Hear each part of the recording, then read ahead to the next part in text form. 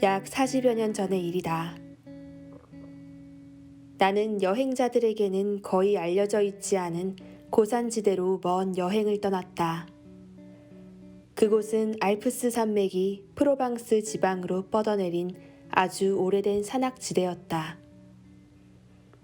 이 지역은 동남쪽과 남쪽으로는 시스테론과 미라보 사이에 있는 듀랑스 강의 중류를 경계로 하고 있었다.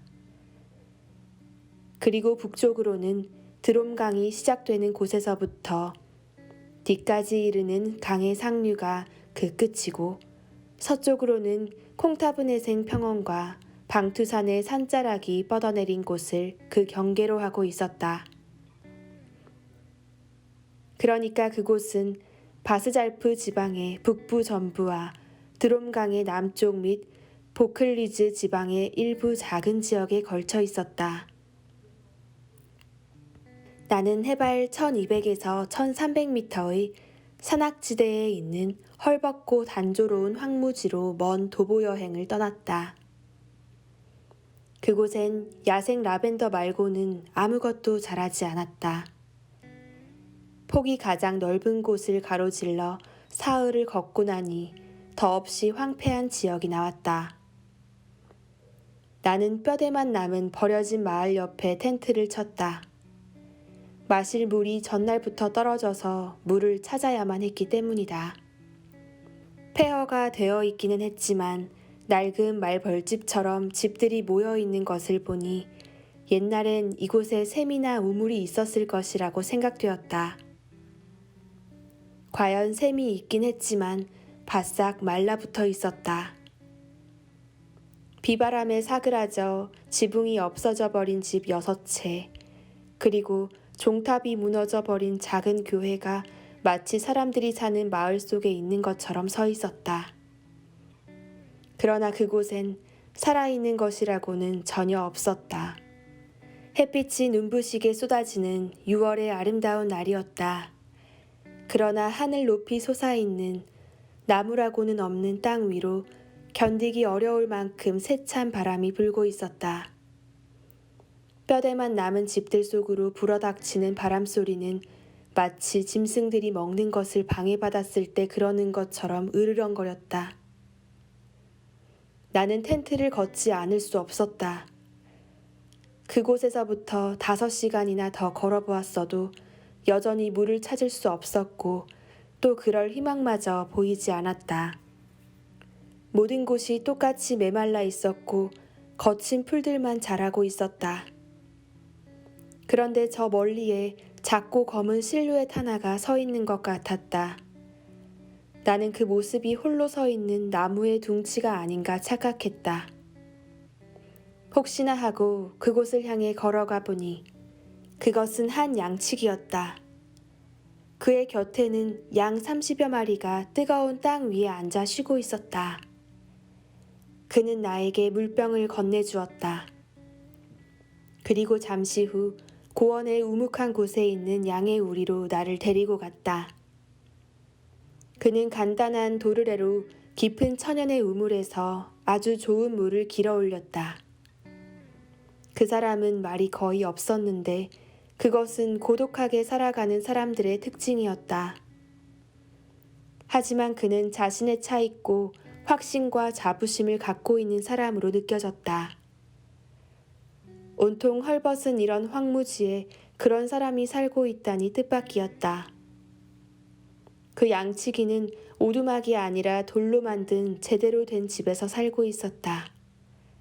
그 집의 모습으로 보아 그가 이곳에 와서 망가진 집을 어떻게 혼자 힘으로 되살려 놓았는지를 짐작할 수 있었다.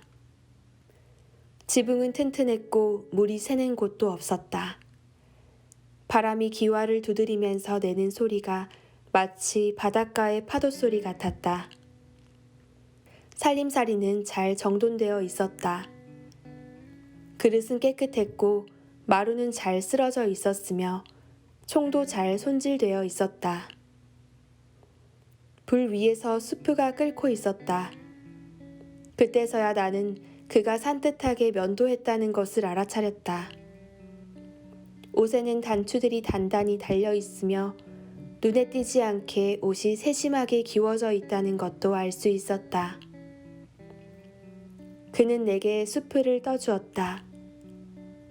식사가 끝난 뒤 내가 담배 쌈지를 건네자 그는 담배를 피우지 않는다고 했다. 그의 개 또한 주인처럼 조용했으며 살살대지 않으면서도 상냥하게 굴었다. 나는 그 집에서 그날 밤을 묵어야 한다는 것을 알게 되었다.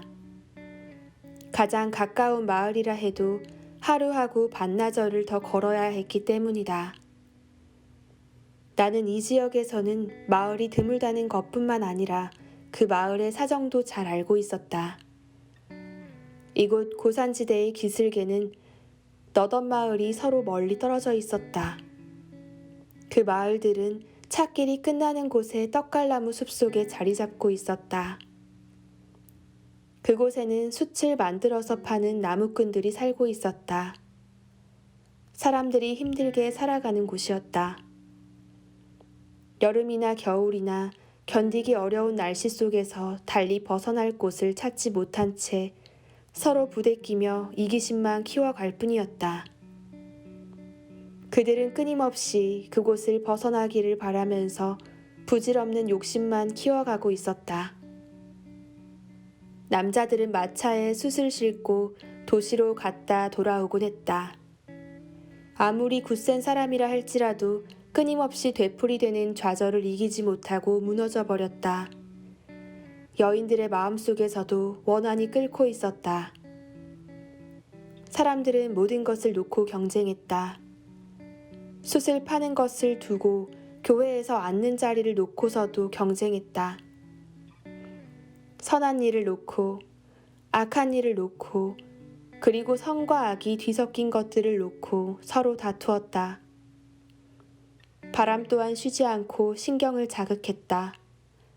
그래서 자살이 전염병처럼 번지고 여러 정신병마저 유행하여 사람들이 목숨을 잃었다. 양치기는 조그만 자루를 가지고 와서 도토리 한 무더기를 탁자 위에 쏟아놓았다. 그는 도토리 하나하나를 아주 주의 깊게 살펴보더니 좋은 것과 나쁜 것을 따로 골라놓았다. 나는 파이프 담배를 피워 물었다. 도와주겠다고 했으나 그는 자기가 해야 할 일이라고 말했다. 사실 그가 그 일에 기울이는 정성을 보고 나는 더 고집할 수 없었다. 우리의 대화는 그것이 전부였다. 그는 아주 굵은 도토리 한 무더기를 모으더니 그것들을 10개씩 세어 나누었다. 그러면서 그는 도토리들을 더 자세히 살펴보고 그 중에서도 작은 것이나 금이 간 것들을 다시 골라냈다. 그렇게 해서 완벽한 상태의 도토리가 100개 모아졌을 때 그는 일을 멈추었고 우리는 잠자리에 들었다. 이 사람과 함께 있으니 마음이 평화로웠다. 다음 날에도 나는 그의 집에서 하루 더 머물 수 있게 해달라고 부탁했다. 그는 그것을 아주 당연하게 생각했다. 아니, 더 정확히 말하자면 어떤 무엇도 그의 마음을 흐트러뜨릴 순 없다는 인상을 받았다.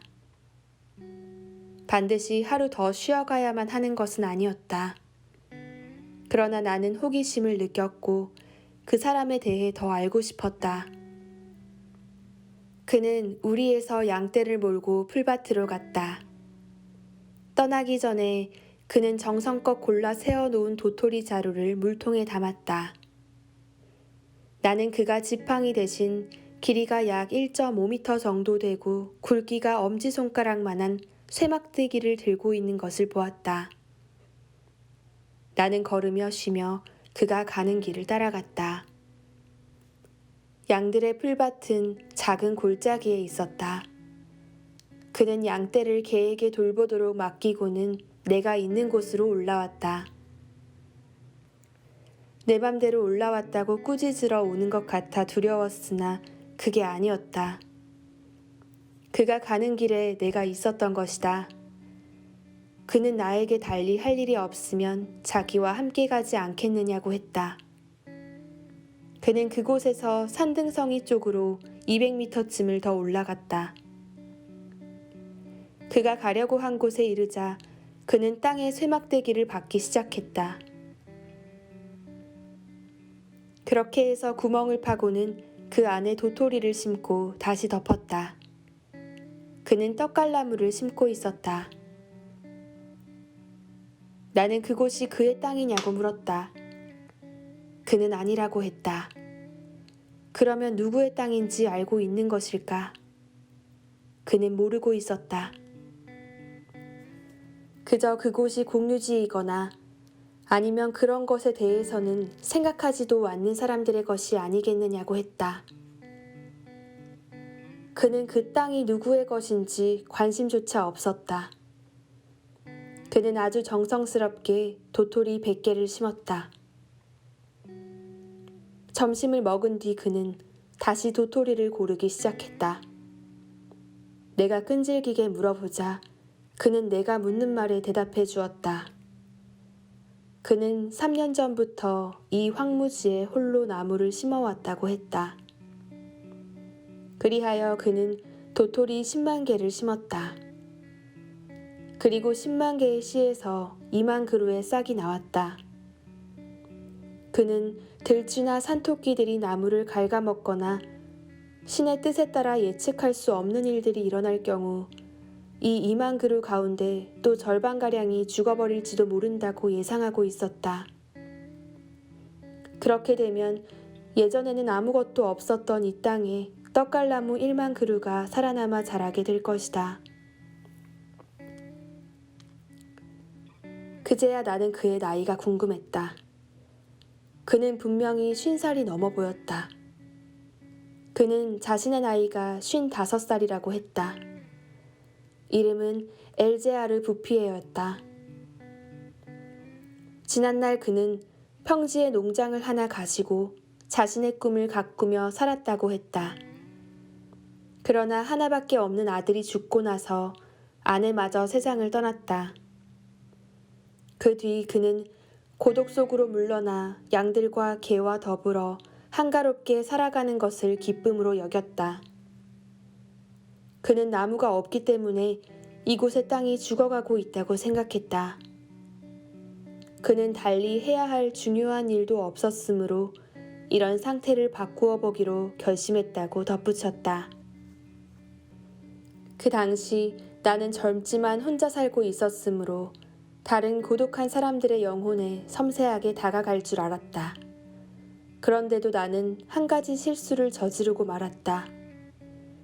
정확히 말하면 나는 젊은 나이 탓에 나 자신과 관계된 일이나 행복을 추구하는 것만을 마음에 두고 미래를 상상해 보았던 것이다.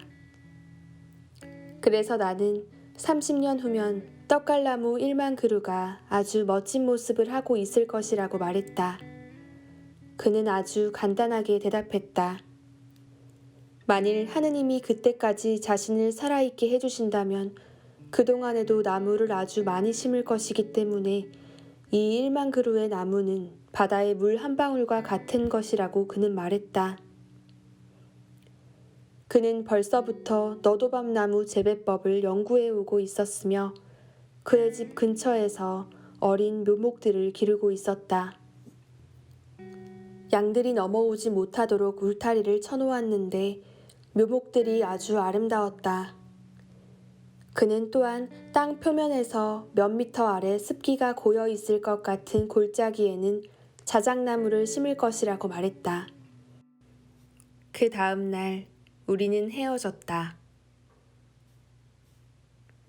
이듬해인 1914년에 1차 세계대전이 일어나 나는 5년 동안 전쟁터에서 싸웠다. 보병이었던 나는 나무에 대해서는 전혀 생각할 수 없었다. 사실 그 옛날의 일은 나에게 아무런 흔적도 남기지 못했다. 나는 그것을 하나의 이야깃거리나 우표 수집 같은 것쯤으로 여겨 잊어버리고 있었다. 전쟁이 끝났을 때 나에게 남아있는 것이라고는 군 복무를 마치고 받은 아주 적은 제대 수당과 조금이라도 맑은 공기를 마시고 싶다는 강한 욕망밖에 없었다. 황무지로 가는 길을 다시 찾아 나섰을 때 나에게는 오직 그 생각밖에 없었다. 그곳은 변함이 없었다. 그러나 황폐한 마을 너머 멀리 회색빛 안개 같은 것이 융단처럼 산등성이를 덮고 있는 것이 보였다.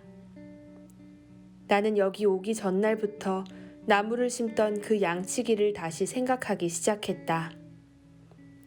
떡갈나무 1만 그루라면 꽤 넓은 땅을 차지하고 있을 거야 하고 나는 생각했다. 나는 지난 5년 동안 죽어가는 사람을 너무 많이 보아서 엘제아르 부피에도 죽었을 것이라고 생각했다. 게다가 20대의 나이에는 50대의 늙은이란 죽는 것 말고는 별로 할 일이 없는 사람들로 생각되었다. 그러나 그는 죽지 않고 살아 있었다. 그는 더 원기왕성해 보였다. 그는 생업도 바꾸었다. 양들을 4마리만 남기고 그 대신 벌을 100여 통 치고 있었다. 양들이 어린 나무들을 해쳤기 때문에 치워버렸던 것이다. 그동안 그는 전쟁 때문에 불안을 느끼지는 않았다고 했다. 그리고 나는 그것을 확인할 수 있었다. 그는 흔들리지 않고 전과 다름없이 계속 나무를 심었던 것이다. 1910년에 심은 떡갈나무들은 그때 10살이 되어 있었다. 그리고 나무들은 나와 엘제아르 부피에의 키보다 더 높이 자라 있었다. 참으로 놀라운 모습이었다. 그야말로 말문이 막혔다. 엘제아르 부피에도 말이 없었으므로 우리는 말없이 그의 숲속을 거닐며 하루를 보냈다. 숲은 세 구역으로 되어 있었는데 가장 넓은 곳은 폭이 11km나 되었다. 이 모든 것이 아무런 기술적인 장비도 갖추지 못한 오직 한 사람의 영혼과 손에서 나온 것이라 생각하니 인간이란 파괴가 아닌 다른 분야에서는 하느님처럼 유능할 수 있다는 생각이 들었다. 부피에는 자기 뜻을 꾸준히 실천해 가고 있었다. 내 어깨에 와닿는 너도밤 나무들이 끝없이 펼쳐져 있어 그것을 말해주고 있었다. 떡갈나무는 들쥐나 토끼들에게 갉아먹힐 나이를 지나 빽빽하게 자라나 있었다. 대표단의 산림 전문가들 가운데는 내 친구가 한 사람 있었다. 나는 그에게 이 숲의 비밀을 설명해 주었다. 그리고 그 다음 주에 우리 두 사람은 엘제아르 부피에를 찾아갔다.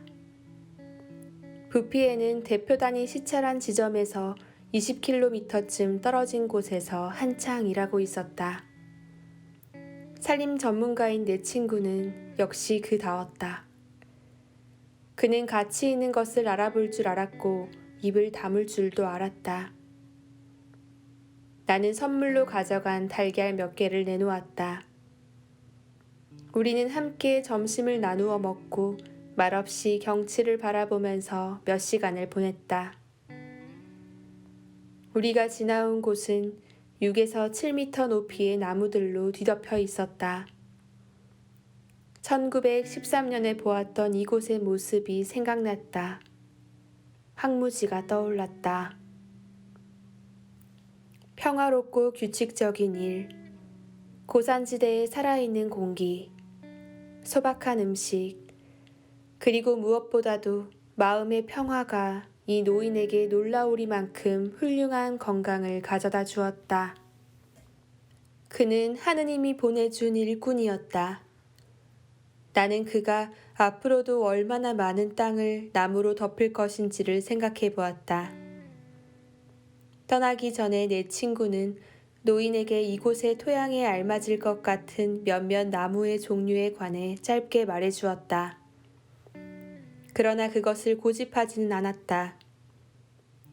나중에 내 친구는 당연히 그분은 나무에 대해 나보다 더 많이 알고 있어 라고 나에게 말했다. 그 생각이 계속 마음속에서 떠나지 않았는지 내 친구는 1시간쯤 걷고 나서 다시 이렇게 덧붙였다. 그는 나무에 대해 누구보다 많이 알아. 그는 행복해질 수 있는 멋진 방법을 찾은 사람이야. 라고. 이 살림 전문가 덕분에 숲만이 아니라 엘제아르 부피에의 행복도 지켜질 수 있었다. 내 친구는 숲을 보호하기 위해 산림감시원 3명을 임명했고 이들에게 겁을 주어서 숯을 굽는 사람들이 뇌물을 주어도 흔들리지 않도록 단단히 일러두었던 것이다. 엘제아르 부피에의 숲은 1939년에 일어난 2차 세계대전 때의 심각한 위기를 맞았다. 그 당시에는 많은 자동차들이 목탄가스로 움직였기 때문에 나무가 항상 모자랐다. 그래서 사람들은 엘제아르 부피에가 1910년에 심은 떡갈나무들을 베기 시작했다. 그러나 다행히도 이 숲은 도로에서 너무 멀리 떨어져 있어서 경제적이지 않은 것으로 드러났다.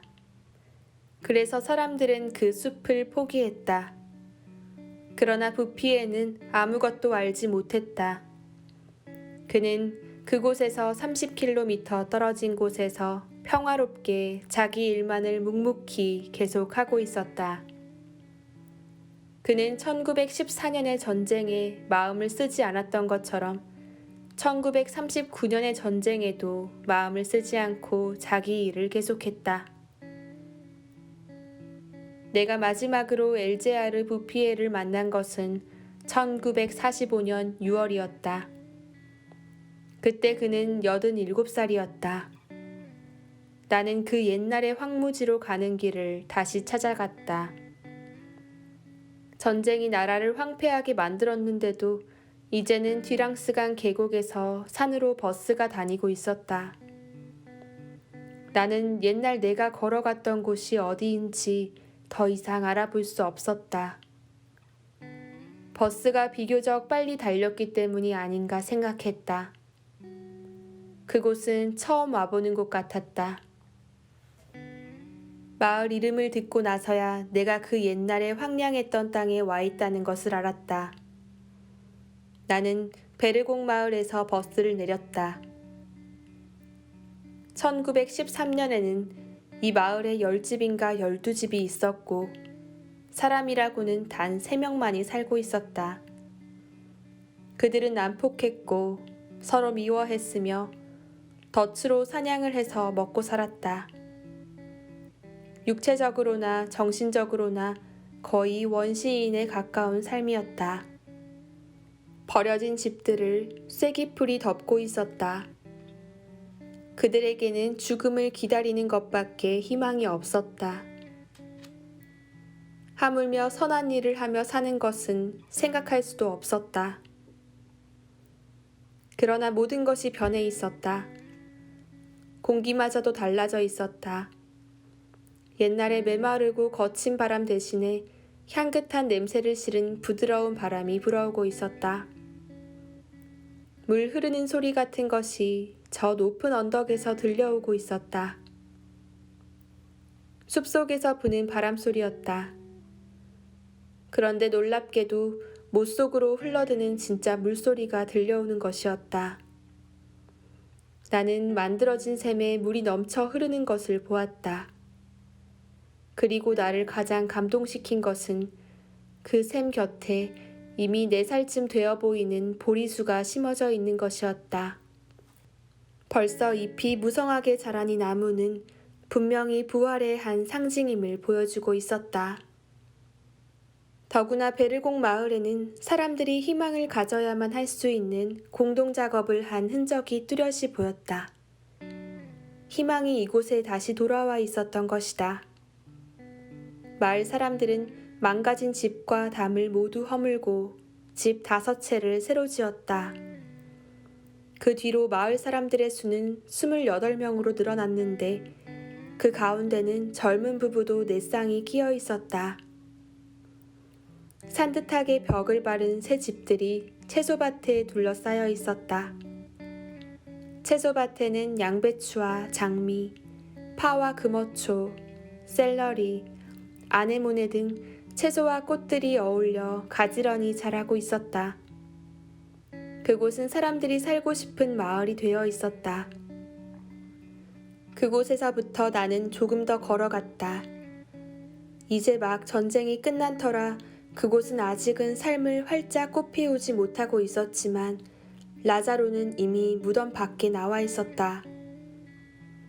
나지막한 산기슭에는 보리와 호밀이 자라고 있었고 저 아래 좁은 골짜기에는 풀밭이 파랗게 물들어 있었다. 이 고장 전체가 건강과 번영으로 다시 빛나기까지는 그로부터 8년밖에 걸리지 않았다. 1913년에 보았던 폐허의 땅 위에는 잘 단장된 아담하고 깨끗한 농가들이 들어서서 행복하고 안락하게 살아가고 있음을 보여주었다. 비와 눈이 숲속으로 스며들어 옛날에 말라버렸던 샘들에서 물이 다시 솟아나기 시작했다. 사람들은 그 샘물로 물길을 만들었다. 단풍나무 숲속에 있는 농장들에는 모두 샘이 있었는데 맑은 샘물이 융단을 깔아놓은 듯한 싱싱한 박하 풀잎 속으로 흘렀다. 마을들이 조금씩 되살아났다. 땅값이 비싼 평야지대의 사람들이 이곳으로 이주해 젊음과 활력과 모험 정신을 가져다 주었다. 건강한 남자와 여자들, 그리고 밝은 웃음을 터뜨리며 시골 축제를 즐길 줄 아는 소년 소녀들을 길에서 만날 수 있었다. 즐겁게 살아가게 된 뒤로 몰라보게 달라진 옛 주민들과 새로 이주해온 사람들을 합쳐 1만 명이 넘는 사람들이 엘제아르 부피의 덕분에 행복하게 살아가고 있었다. 한 사람이 오직 정신적, 육체적 힘만으로 황무지에서 이런 가나안 땅을 이룩해낼 수 있었다는 것을 생각하면 나는 그 모든 것에도 불구하고 인간에게 주어진 힘이란 참으로 놀랍다는 것을 깨닫게 된다. 위대한 혼과 고결한 인격을 지닌 한 사람의 끈질긴 노력과 열정이 없었던들 이러한 결과는 있을 수 없었을 것이다.